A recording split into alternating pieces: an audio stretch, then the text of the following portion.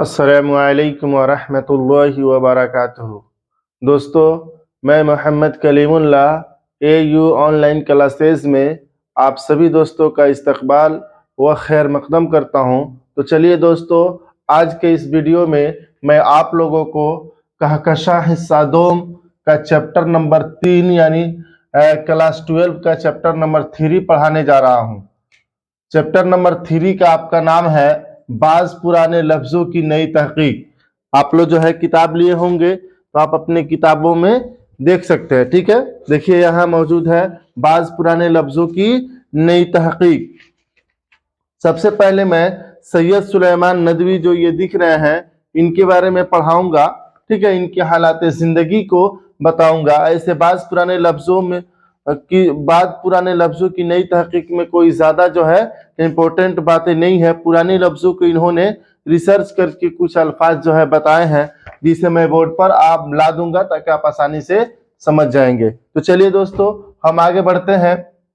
अगर आप लोगों ने मेरे इस चैनल को सब्सक्राइब नहीं किया है तो बराए मेहरबानी इसे सब्सक्राइब, लाइक और शेयर जरूर कर दें। और जो लोग अभी तक जो है हमारे चैनल से नहीं जुड़े हैं वो जो है जरूर जुड़ जाए, चूंकि इसमें बिल्कुल जो है चैप्टर वाइज पूरे सिलेबस को कंप्लीट करूंगा, ग्रामर हो चाहे कुछ भी हो। ठीक है ना, जो भी 10th में सिलेबस है और जो भी आपको पढ़ना है बिल्कुल A to Z मैं पढ़ाऊंगा, कहीं से जो है कोई माइनस पॉइंट नहीं छोड़ूंगा। तो चलिए दोस्तों आगे चलते हैं। बाज पुराने लफ्जों का नई तहकीक, यह आपका चैप्टर नंबर 3 है। क्या है? चैप्टर नंबर 3 है और इसके लिखने वाले हैं सैयद सुलेमान नदवी। कौन है? सैयद सुलेमान नदवी। और ये बाज पुराने लफ्जों की नई तहकीक क्या है? मजमून है। क्या है? मजमून है। ये याद रखने की बातें हैं। अब चलिए हम आगे चलते हैं। सैयद सुलेमान नदवी के वालिद का नाम हकीम सैयद अबुल हसन था। क्या था? हकीम सैयद अबुल हसन। मैं सिर्फ जो है इशारतन लिखा हूं, आप इसे जरूर लिख लेंगे क्योंकि ये बहुत इंपॉर्टेंट है। जो 7 पॉइंट मैंने यहाँ पर लाया है ये बहुत ही अहम और इम्पोर्टेंट है, बल्कि पूरे जो है सैयद सुलेमान नदवी के हालात जिंदगी का निचोड़ है। क्या है? निचोड़ है। हम आगे चलते हैं। अब सैयद सुलेमान नदवी की पैदाइश 22 नवंबर 1882 ईस्वी को दसना नालंदा बिहार में हुई। कब? 22 नवंबर 1882 ईस्वी को। ठीक है, आप इसे याद रखेंगे। अगला पॉइंट है वफात, यानी इनका इंतकाल 23 नवंबर 1953 कराची पाकिस्तान में। कहा?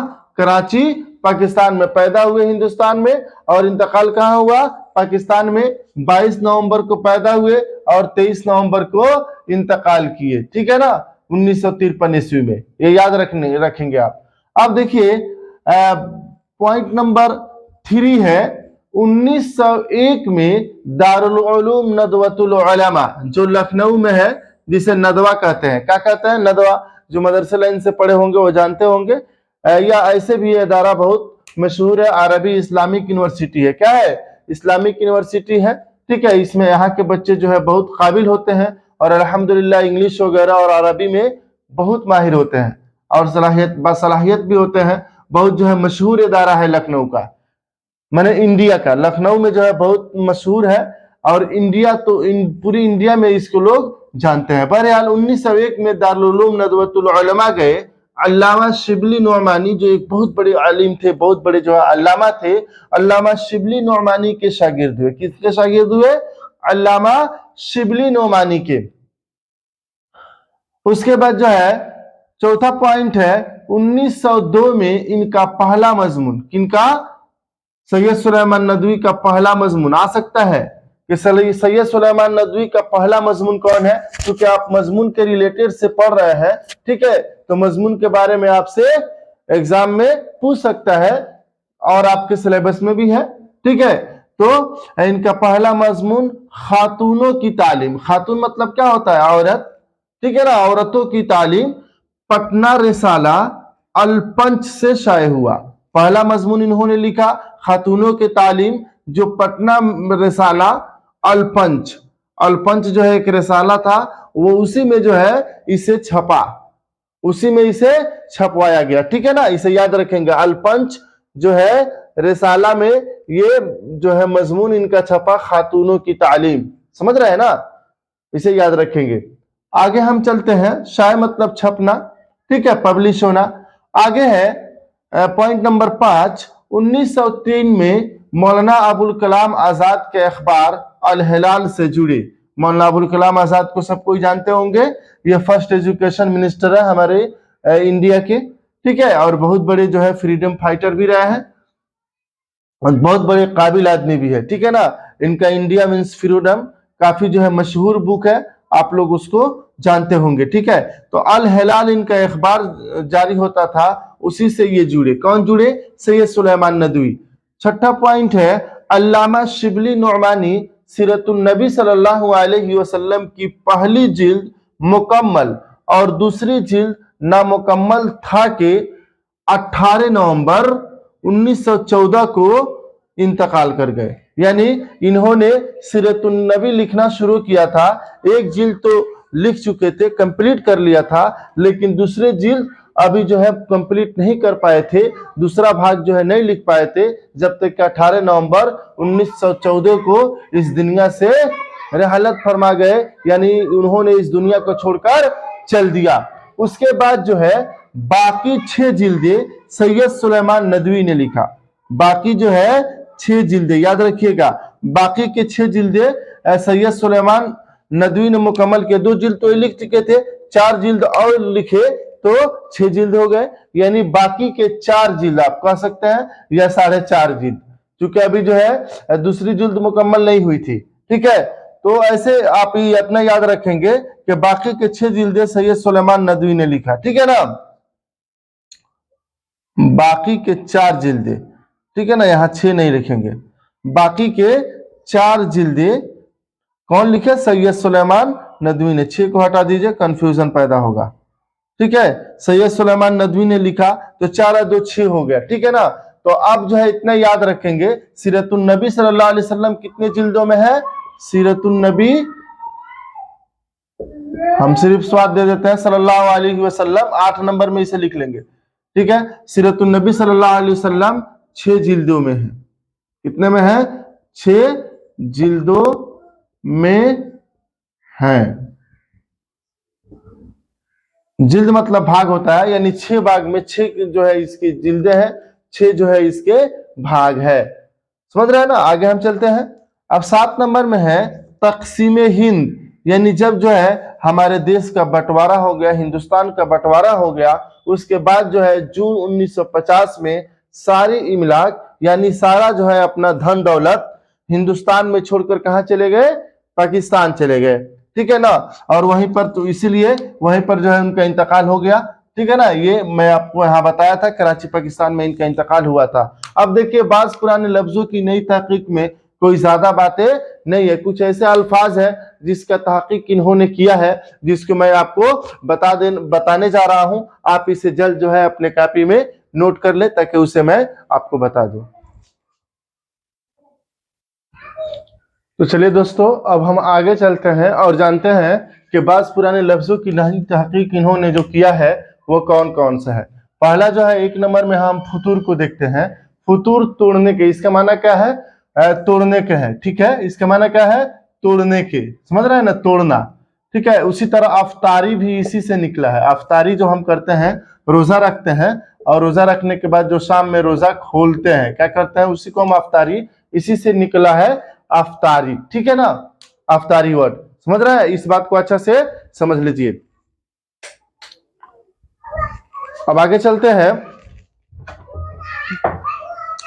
अगला है निहारमू, यह फारसी लफ्ज है। निहारमू क्या है?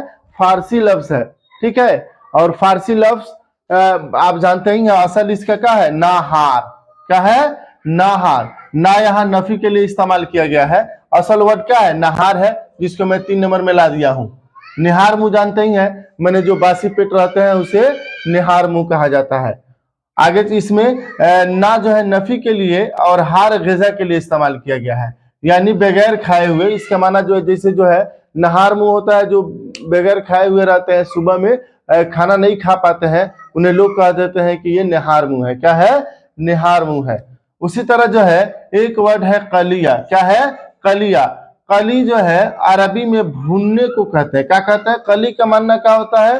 भूनना। लेकिन बड़े बड़े शहरों में आप जाएंगे तो आपको ये देखने को मिलेगा कि कली जो है लोग भुने हुए गोश्त को कहते हैं। क्या कहते हैं? भुने हुए गोश्त को कहते हैं। लेकिन जो है इसका माना असल क्या है? भूनने को, ठीक है ना। या शोरबेदार जो गोश्त होता है उसको भी जो है कहीं कहीं कली इस्तेमाल होता है, ठीक है। अगला है सुर्खी। आप जानते हैं सुर्ख मतलब क्या होता है? लाल। क्या होता है सुर्ख मतलब? लाल। आप सब कोई जो है इस वर्ड से वाकिफ होंगे, बहुत मशहूर है, ठीक है ना। सुर्ख का मतलब क्या होता है? लाल। लेकिन अब जो है सुर्खी बिल्कुल नहीं, पेपर में नहीं होता है। पेपर का सुर्खी क्या था, यानी पेपर का जो है मेन हेडिंग उसका क्या था, हेडलाइन क्या था। अब जो है सुर्खी जब इस्तेमाल किया जाता है तो हम ये समझते हैं कि वो हेडलाइन होगा। क्या होगा? हेडलाइन होगा। लेकिन ये पुराने जमाने की बात है कि पुराने में जब जो है प्रिंटर्स वगैरह नहीं थे या जो है बड़े बड़े प्रेस नहीं थे जिससे जो है किताबें छपे, तो लोग जो है कलम से लिखा करते थे, कातिब हुआ करते थे। क्या हुआ करते थे? कातिब, ठीक है ना। जो हम लोग जो पढ़ते थे बचपन में तो हमें जो है कंडा एक कलम दिया जाता था, फिर जो है एक स्याही का एक जो है दवात, जो आप पढ़ते होंगे दवात पढ़ते हैं ना, सिर्फ पढ़ने के लिए रह गया, लेकिन उसका इस्तेमाल आजकल आप लोग बहुत किए ही नहीं होंगे, बल्कि बाज लोग किए भी होंगे। तो उससे जो है हम लोग खरीदते थे, दवात खरीदते थे, और उसमें जो है बोर बोर कर हम लोग जो है सादा पेज पे लिखते थे, अलिफ से या तक लिखाया जाता था, यानी राइटिंग की प्रैक्टिस कराई जाती थी, ठीक है ना। तो कातिब जो है पहले जो है लिखने का काम क्या करते थे, बड़ी बड़ी किताबों को जो है वो लोग कलम से ही लिख दिया करते थे, ठीक है ना।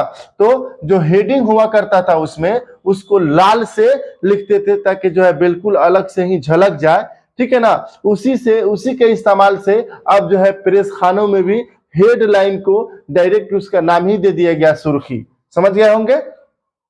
अब देखिए 6 नंबर वर्ड है, 4 नंबर, 3 नंबर और 2 नंबर। असल इसमें कुछ है नहीं, यही जो है पुराने लफ्ज जो है ना, उसी को जो है इन्होंने तहकीक करके रिसर्च करके इसमें जो है लिखा है। कुछ और लफ्ज है जो इंपोर्टेंट थे, हमने उसको बोर्ड पर ला दिया है। अब उसके बाद है कली।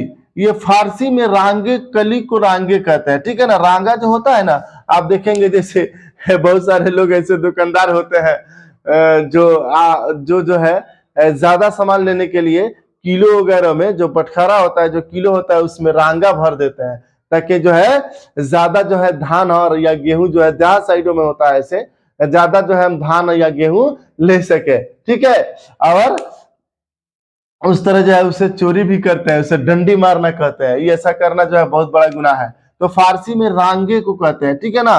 किसी भी चीज में जो रंगा भरा जाता है उसे हम जो है फारसी में कली कहते हैं। लेकिन अब जो है हम इस्तेमाल करते हैं कली फिरना। जैसे बड़े बड़े शहरों में जाएंगे जहां पे उर्दू बोलने वाले लोग होते हैं, कली फिरना दाग धब्बे को जाहिर करके दिखाना।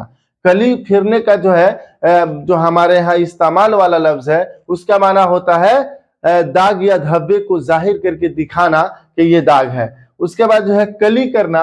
अब कली का मतलब डायरेक्ट उसका बरअक्स हो गया, यानी किसी भी दाग को, किसी भी जो लगे हुए धब्बे को छुपाना, ठीक है ना। क्या करना? छुपाना।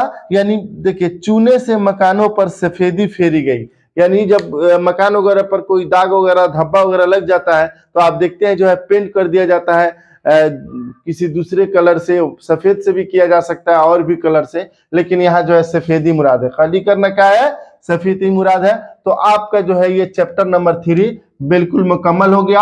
अगर आपने मेरे इस चैनल को सब्सक्राइब नहीं किया है और लाइक नहीं किया है तो बराए मेहरबानी लाइक कर दे। लाइक बहुत कम लोग करते हैं, इसलिए आप लोग जो है अभी लाइक करें और शेयर जरूर करें, और अपने दोस्तों तक जो है जरूर इसे पहुंचाएं ताकि वह भी जो है जुड़ सके, ठीक है। अगर आप जो है मेरे ग्रुप में जुड़ना चाहते हैं, ठीक है, उसके लिए मैंने जो है बिल्कुल स्पेशल ग्रुप बना ले रखा है। उसमें जो है जो भी मटेरियल्स होता है उसको दिया जाता है और टाइम से बताया जाता है, ठीक है ना। एग्जाम के सारे मटेरियल्स उसमें दिया जाएगा और इंशाल्लाह नोट्स भी दिया जाएगा, जो ग्रुप में ही मिलेगा आपको। तो आप जो है इस नंबर पर कांटेक्ट करके आप ग्रुप में जुड़ सकते हैं।